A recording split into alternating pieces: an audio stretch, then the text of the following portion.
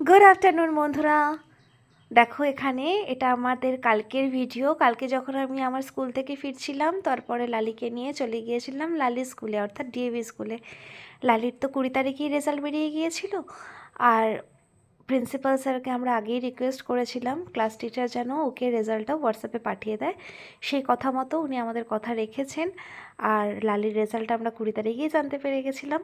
আর আজকে finally hard কপিটা নিতে এসেছিলাম স্কুলে, আর সাথে বইগুলো কালেক্ট করে নিলাম।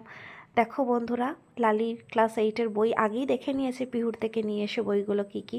তো সেই বইগুলো আনতে গিয়েই ও কাত হয়ে যাচ্ছে, মানে এত বইগুলোর ভার, আর যথেষ্ট মোটা মোটা বই, ম্যাথসের বই, সায়েন্সের বই, এসএসটির বই অনেক মোটা। আমি তাই বলছিলাম, লালি তুই কী করে এগুলো পড়বি? আর ওইটা নিয়ে হাসাহাসি করছিল। আর যাই হোক, তোমাদেরকে তো ভালো খবরটাই যাওয়া হয়নি এখনও অবধি। ঘুরতে বেড়াতে গিয়ে আমরা ভীষণ বিজি ছিলাম। লালির রেজাল্ট আমরা আগেই জানতে পেরে গেছিলাম। লালি খুব ভালো রেজাল্ট করেছে, আর পুরোটা ওর ক্রেডিট। ও নিজে পড়ে ভালো রেজাল্ট করেছে।